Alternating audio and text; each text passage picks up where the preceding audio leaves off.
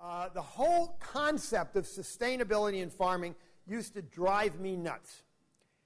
Most of you are farming land here in Minnesota or Wisconsin that has been farmed for over a century, been productive over a century, yields have increased over a century, you've reduced soil erosion, you're doing all kinds of things to make that land better. What is not sustainable?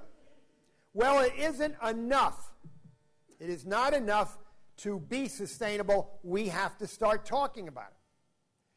The big supermarkets, Walmart and others are demanding certain standards on the farms that they buy food from. So I've come up, and we've got to show that we're sustainable. We know we're sustainable.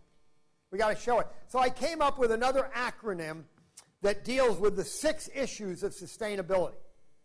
And it's actually not well defined anywhere. Anywhere you look it up in a book, you're going to find something very vague. But I, after reading a lot, figured out 2 years ago that there are 6 issues. And the word search, S-E-A-R-C-H, covers the 6 issues. The S stands for sensitive environmental areas. The public wants to be sure that our farm is not hurting a wetland, that it isn't contributing chemicals into a nearby stream. Well, 99% of our farms do not harm the environment. So we have to explain to people that we're aware of all the sensitive environmental areas that may be around our land, and we protect them like anyone else would. The E stands for energy. The public wants to know that we minimize our energy input. Well, energy is 25% of your input costs. And anyone in his right mind, farming is trying to reduce his energy input. The A in search stands for air, water, and soil. They want to know that we're protecting our air quality. We're protecting groundwater and surface water. And we're protecting the soil. Well, we're breathing the air on our farms, and we certainly don't want to affect air quality. We're drinking water from our wells, and we don't want to pollute it. We don't want any of our chemicals going into a stream because those chemicals, whether they're fertilizer or pesticides, cost a lot of money. We want them all on our land. And we want all the topsoil we've got. So we have every incentive to protect our air, our water, and our soil, and we do. The R stands for intelligent reuse, recycling of things. Well, conservation, reuse, recycling, when it makes economic sense, is common sense. And we do as anybody else would do. The C stands for chemical inputs. Before 9/11, I used to walk around 10 years ago with a 2-gallon plastic container of a pesticide. The bottle cost $600.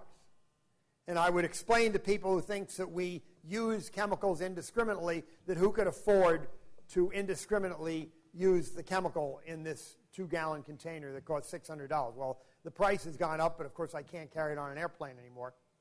But we don't overuse anything.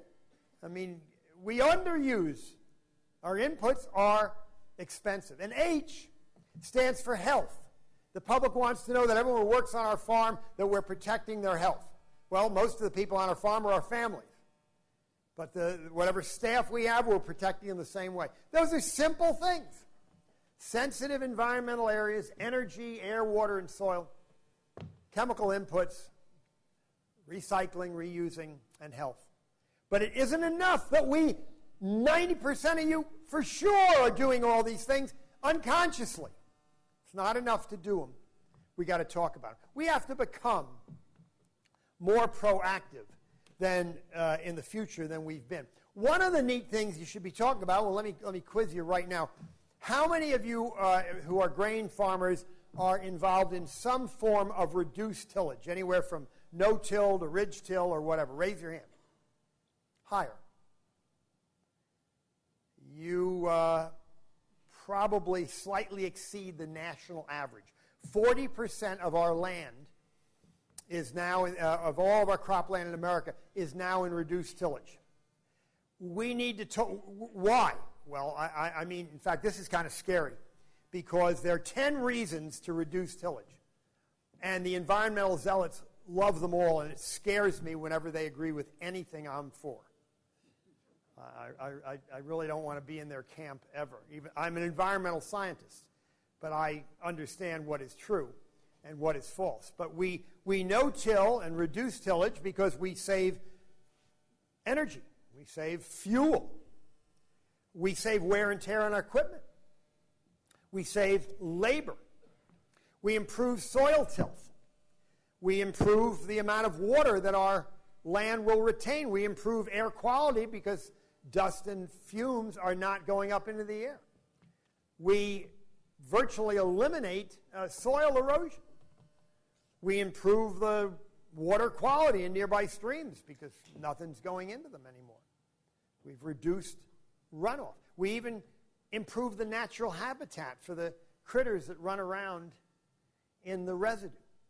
These are all positive things. And if you're doing it, brag about it. I mean, forget the environmental zealots. John Q. Public, your friends and neighbors who are not in production agriculture have no clue of the advantages of reducing tillage to the environment as well as to your farming operation. So we absolutely need to talk more about it.